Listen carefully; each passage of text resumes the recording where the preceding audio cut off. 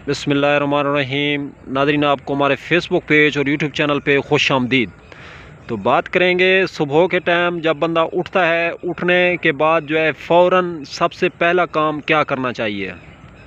तो जैसे ही बंदा उठे तो उठने के बाद अगर हाजत है, रफ़ाए हाजत, पेशाब वगैरह का तकाज़ा है तो पेशाब कर दिया जाए।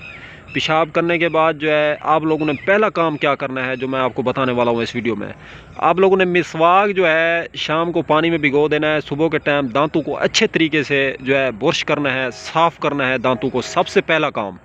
अगर आप लोग कहते हैं मैदा हमारा दूसरे सेहतमंद रहना चाहते हैं, उन हज़रात के लिए है।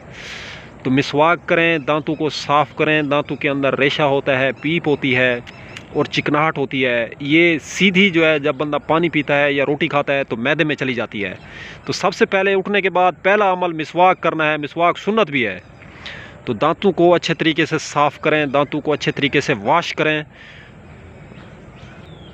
फिर दूसरा काम करें।